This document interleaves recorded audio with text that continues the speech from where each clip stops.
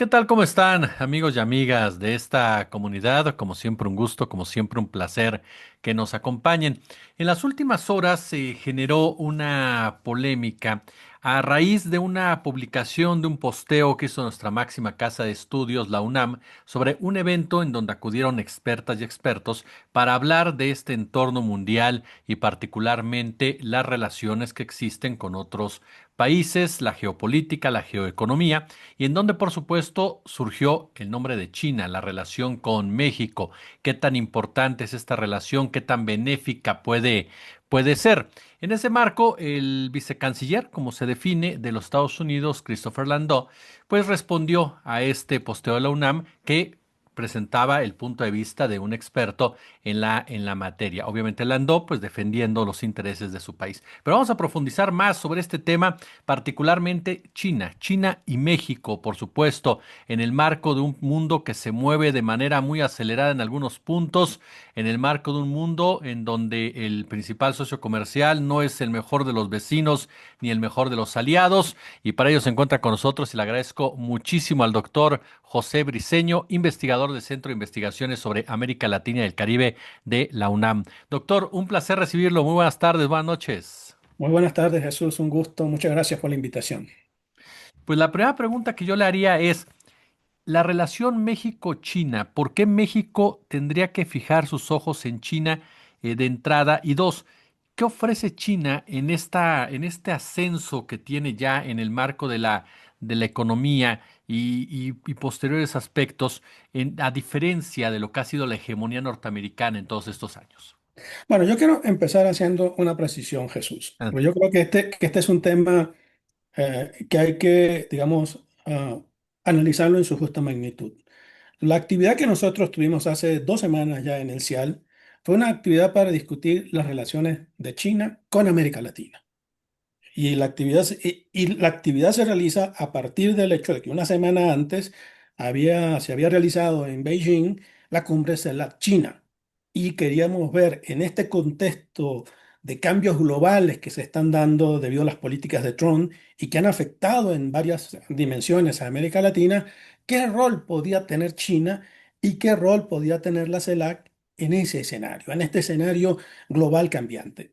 Es decir, nosotros no discutimos México en esa claro. actividad. México no fue un centro de la discusión en esa actividad. Y eso lo tengo que decir porque pues, en el tuit que hace el subsecretario Landó, él nos acusa a nosotros como de argumentar que China es un mejor socio comercial que Estados Unidos para México. Y con todo el respeto, porque estamos hablando de un funcionario de alto rango en la administración estadounidense, pero pues o no leyó realmente el comunicado de prensa o no revisó el video de YouTube donde está grabado de forma íntegra, completa, la actividad que tuvimos. Nosotros no conversamos, no analizamos la relación de México. Eso creo que es un punto no menor, Fundamental, claro. es un punto fundamental porque entonces estamos teniendo una discusión, digamos, teniendo como parámetros algo que nosotros no dijimos, no discutimos. Debo señalar además que en esa mesa, además de quien les habla, estuvo un colega brasileño, el doctor Roberto Goulart, de la Universidad Nacional de Brasilia, y otra colega, Claudia Serrano, de la UAN. Y las tres ponencias se pueden checar, se pueden revisar en el sitio de YouTube, en la página de YouTube del CIAL, tenemos nuestra página donde están todos nuestros eventos y ahí se puede evidenciar lo que discutimos. Entonces, creo que es un primer punto. Un segundo punto que me parece importante precisar es que no me parece, porque he visto muchos comentarios, la UNAM se opone o piensa que China es mejor socio que Estados Unidos. La UNAM es una institución plural, donde vemos un montón de investigadores. Yo soy uno de ellos, con una posición derivada de mi trabajo científico sobre el papel de China en América Latina, sobre cómo debe ser la relación de China, sobre el papel de Estados Unidos en América Latina, pero soy uno entre muchos colegas. Y tengo una posición que expresé y que manifesté, porque además en ese, digamos, este seminario, en esa actividad que tuvimos, eh, hay plena conciencia de que estamos en un momento de cambio y queríamos analizar una coyuntura. la coyuntura actual. Y queríamos ver en esa actividad en qué se diferencia la estrategia que está siguiendo Donald Trump de la estrategia que está siguiendo China. Y en nuestra opinión, ¿cuál es la estrategia más racional pensando en los intereses de los países latinoamericanos? Eso fue lo que se discutió. No se discutió México. Yo creo que esto es importante decirlo Claro. y no desearía que involucraran a mi institución, a la UNAM, en una polémica con el gobierno estadounidense cuando en realidad ese no fue el tema de discusión. Nosotros tenemos un centro en la UNAM, el CISAN, nuestros hermanos, nuestros colegas del CISAN, que realizan muchísimas actividades para analizar la relación bilateral con Estados Unidos y la relación con Canadá también, porque se dedica a América del Norte. Nosotros en el CIAL nos dedicamos más a América Latina. Estamos mirando una visión global de la política de Trump hacia toda América Latina, no solamente hacia México, y también de la política china a partir de la cumbre de CELAC. Creo que ese es un primer punto que es importante Ya, recalcar.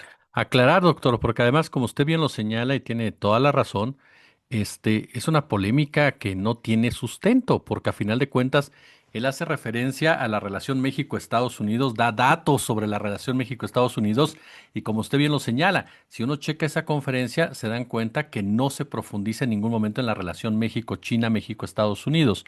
Y Claro. además, como bien lo dice, la UNAM es una institución plural, el punto de vista de sus expertos no representa el punto de vista institucional muchas veces de la máxima casa de estudios.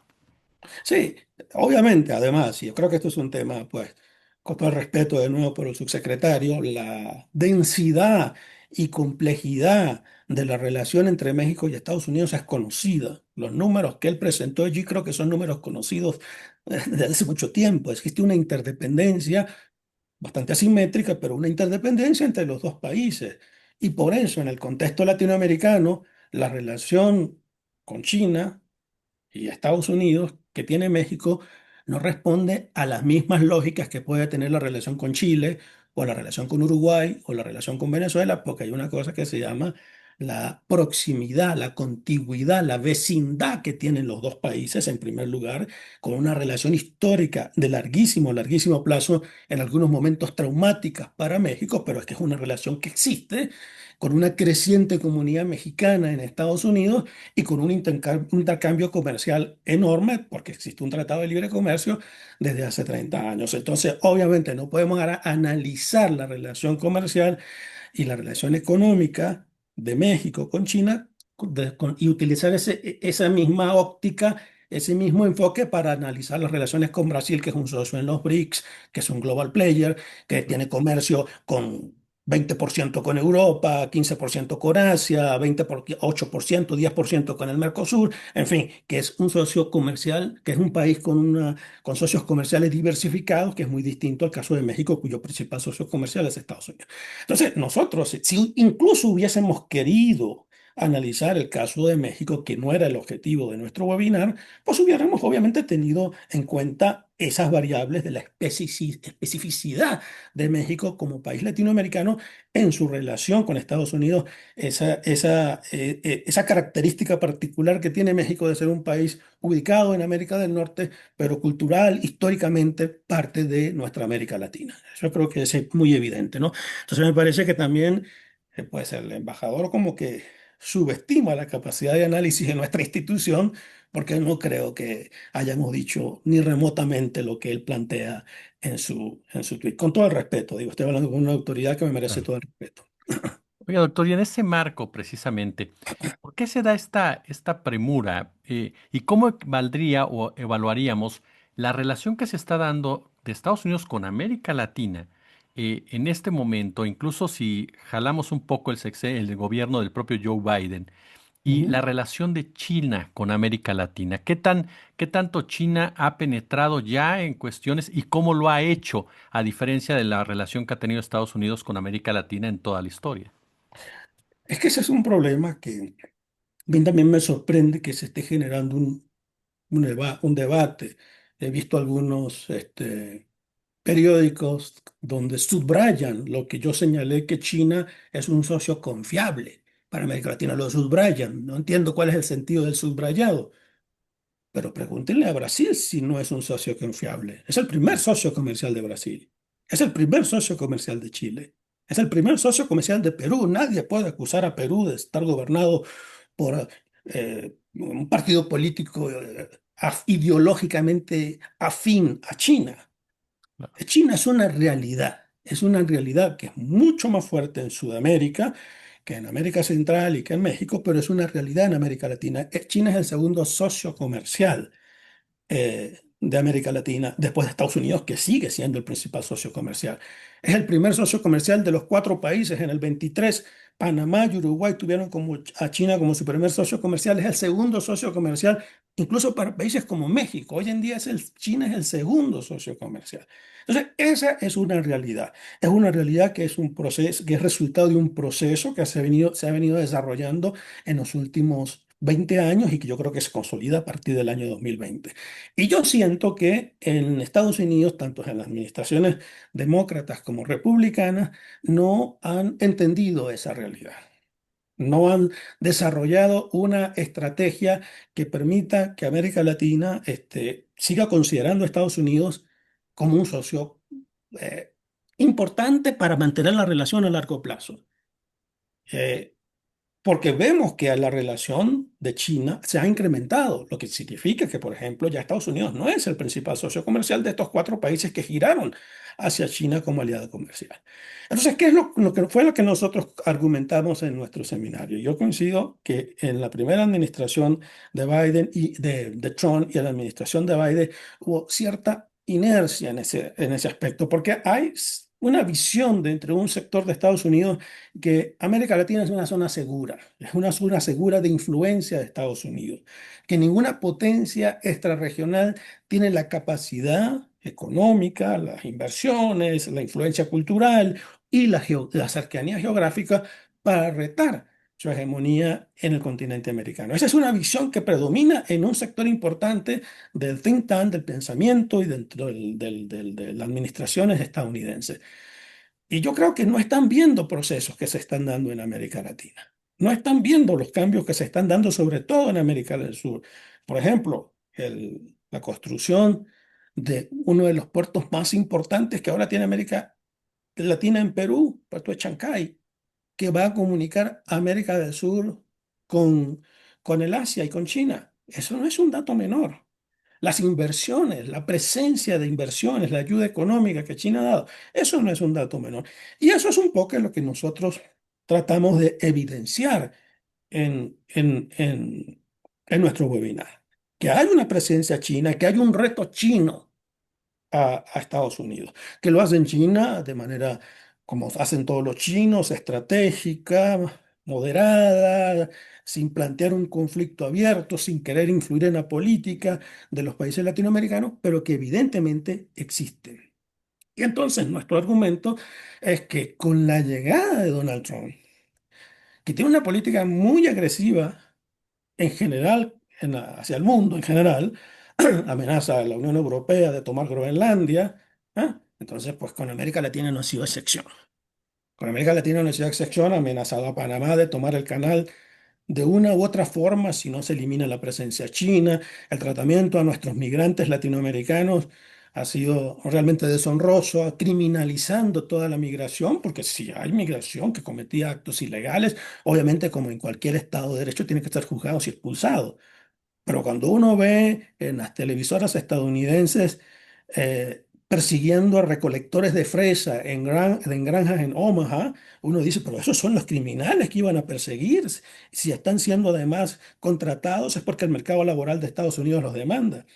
Vemos además la violación de acuerdos comerciales que Estados Unidos firmó. Los TLC, no solo Estados Unidos tiene el TLC con México, Estados Unidos tiene TLC con Colombia, con Perú, con los países centroamericanos y con República Dominicana, con Chile. Un TLC implica que un arancel es cero y de un día para otro aparece Trump con una tablita y les impone un 10% de arancel. Eso está contribuyendo, con todo el respeto, a fortalecer la posición de Estados Unidos en el continente y en América Latina. Yo pienso que no. Yo pienso que está debilitando, está creando una imagen muy negativa de Estados Unidos en América Latina. Y mientras vemos esa estrategia de Trump, vemos una cumbre de la CELAC a la que participa el presidente Lula, el presidente Petro, el presidente Boric, en la que China ofrece 9.000 millones de inversión, apoyos a la infraestructura, quita visas a 5 países latinoamericanos, habla de conceder becas a estudiantes. Entonces ve uno una estrategia que es completamente diferente de la estrategia que sigue Estados Unidos. Eso fue lo que discutimos en el seminario y eso no expresa sentimientos ni pro-chinos ni antiamericanos o antiestadounidenses, eso expresa hechos, son hechos. Incluso me tomé la libertad de consultar fuentes estadounidenses, como el WOLA, el Washington Office on Latin America, por ejemplo, que cuestionan la eliminación del USAID, porque, por ejemplo, en el caso de Colombia, el apoyo que Colombia da a los migrantes venezolanos en un 40% se financiaba con dinero del USAID, que además sabemos realiza otras actividades de otro tipo en nuestro continente y en México en particular. Entonces, eso son equivocaciones que en mi opinión está realizando, cometiendo el gobierno Trump, pero parece que cuando se le cuestiona hay una sensibilidad muy grande, porque entonces hay una reacción que hasta para utilizar la expresión del embajador, me parece insólita porque pues no tiene mucho que ver con lo que nosotros discutimos en nuestra actividad. El tema de la narrativa, doctor, de repente juega un papel Sí, determinante en todo ello, oiga. claro, sin duda. O sea, se quiere construir una narrativa. eh, yo no sé, siento que hay mucha sensibilidad con el tema de China en general en Estados Unidos durante la administración Trump. Y yo creo que esta polémica que ha surgido en torno a nuestra actividad en el CIAL es una expresión de ella. De verdad, no quiero subestimar ni mucho menos, pero nosotros tenemos una cantidad enorme de actividades de este tipo en el CIAL desde hace muchos años. No es la primera vez que discutimos el tema China en el CIAL, las relaciones de América Latina con Europa, las relaciones con Estados Unidos. Muchísimas veces lo hemos realizado, permanentemente, porque es nuestra función como centro que tiene actividades de investigación y de divulgación. Es nuestra, y lo hacemos a través de las redes, es decir, estar en las redes allí presentes las diversas actividades que hemos realizado. Y por primera vez tenemos una reacción así tan sensible, ¿no? Como construyendo una narrativa de que es una posición pro-China, que queremos, que es una posición antiestadounidense. Nosotros estamos haciendo un análisis con base en datos. Eso es lo que hacemos los cientistas sociales. Nos basamos en datos con rigor científico y empírico. Y ahí están los datos. Que me digan a mí si no es cierto que se han violentado los TLC con Chile o con Colombia. Que me desmientan si no es cierto que se amenazó recuperar el canal de Panamá por una u otra vía. Esos son hechos. Y por lo demás, dentro de la misma sociedad norteamericana, no todos están de acuerdo con esa política. Es una sociedad en ese sentido fragmentada también, ¿no? Polarizada. Entonces sí, yo creo que es un tema de construir una narrativa. Yo creo que la narrativa nuestra es construir una América Latina unida, cohesionada, para enfrentar estos retos globales, porque este conflicto por el liderazgo global entre China y Estados Unidos no va a terminar con la administración Trump. Eso es un hecho, es un proceso que nos va a tomar posiblemente en las próximas décadas hasta que terminamos de saber quién va a tener la hegemonía global.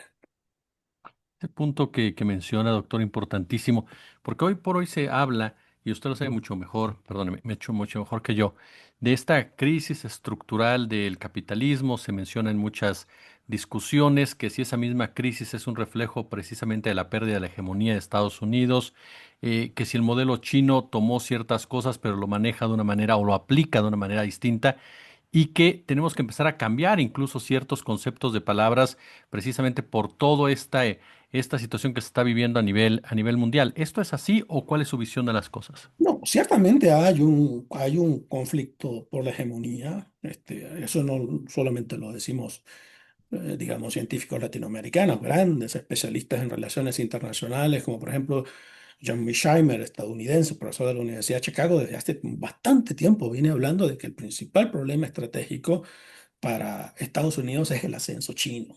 Hay un ascenso chino que tiene que ver con la transformación de China de un país productor de bienes baratos de baja calidad en un país que hoy en día nos está produciendo automóviles, teléfonos celulares, robótica, es decir, que está en la pauta y el liderazgo tecnológico y desplazando a Estados Unidos. La famosa competencia del 5G de Huawei con el iPhone es un buen ejemplo de eso, ¿no? Por un lado. Por otro lado, también China está incrementando su presencia más allá de su área natural de influencia, que es el sureste de Asia, donde además es una región muy conflictiva para China, porque hay, digamos, conflictos históricos como Taiwán, con Japón, con Corea del Sur, y la expansión de China, de la influencia china en África es impresionante. Eso es un hecho. Y en América Latina también los estamos viendo. Entonces, yo siento que es lógico que Estados Unidos tenga que reaccionar para tratar de preservar su liderazgo hegemónico, pero en mi opinión lo viene haciendo de forma muy errática. La forma muy errática. Y especialmente en la administración Trump, esa forma errática se radicaliza, porque pensar que con una política de aranceles se va a reconfigurar el orden económico global, incluso peleándose con potenciales aliados suyos que podían crear una alianza, una coalición frente a China, como con Europa, por ejemplo, pues en el estricto análisis internacional nos suena difícil de entender, ¿no? Nos suena difícil de comprender. Entonces, hay un cambio sistémico, hay una competencia sistémica de China, que China lo está haciendo a través de la economía, a través de la cultura. Hay cada vez más becas para estudiantes internacionales para que vayan a estudiar a China. El Instituto Confucio está dispersándose por todo el mundo enseñando la lengua china. Porque Estados Unidos también, recordemos, tiene su poder a través del soft power, de su cultura, de su cine, de su música. Entonces China también está tratando de construir de forma muy distinta un soft power. Entonces hay claramente una competencia global. Y pensar que nosotros en América Latina vamos a quedar fuera de esa competencia, vamos a tener una posición, vamos a quedar inmunes a esa competencia, yo creo que es ingenuo. Estamos siendo afectados por eso y además en nuestra diversidad como región, las lógicas para responder a esa nueva realidad es muy diferente. No es la misma, no va a ser la misma respuesta de México que la respuesta de Chile. Porque no es lo mismo ser vecino de Estados Unidos a ser vecino de Bolivia, Argentina y Perú. Entonces, en ese caso, la geografía cuenta mucho en las respuestas latinoamericanas que vamos a dar. Entonces, vemos una gran cuenca del Caribe, Centroamérica, el Caribe insular, México, donde esa relación con Estados Unidos sigue siendo muy fuerte. Hay interconexiones productivas, hay cadenas productivas construidas, hay maquiladoras, no solo en México, sino también en Centroamérica. Y vemos una América del Sur donde incluso países que tradicionalmente tenían relaciones muy cercanas con Estados Unidos, bueno, ya Venezuela desde hace 20 años, más de 20 años, dejó de estar en esa categoría, pero históricamente tuvo una relación muy cercana con Estados Unidos, o Colombia, ahora dirigida por Gustavo Petro, muestran un creciente interés en una relación cercana con China, sin que eso implique necesariamente, porque ese no entiendo yo, ha sido el planteamiento ni de Lula, ni de Petro, ni de Boric, un enfrentamiento con Estados Unidos. Pero yo no sé si en la administración norteamericana se está entendiendo de esa manera. Y se están planteando las cosas ahora en blanco y negro. ¿Estás con nosotros o estás contra China? Si haces alguna cosa que tenga que ver con China, está en peligro el interés nacional de Estados Unidos. Y ahora, pues imagínate, hasta nuestras instituciones académicas tenemos que tener cuidado si hacemos alguna actividad sobre China, porque empezamos a ser juzgados también como pro-chinos o no sé qué cosa. Creo que no sé, no me parece que es una buena, en esta competencia hegemónica, no es una buena señal de la salud de la hegemonía de Estados Unidos en el mundo. Doctor José Briceño, yo quiero agradecerle de verdad estos minutos para nuestra comunidad, que nos permita aprender de usted y se nos permite molestarlo en otras oportunidades para seguir platicando de estos temas. Le agradezco muchísimo estos minutos. Muchas gracias por la invitación, ha sido un gusto.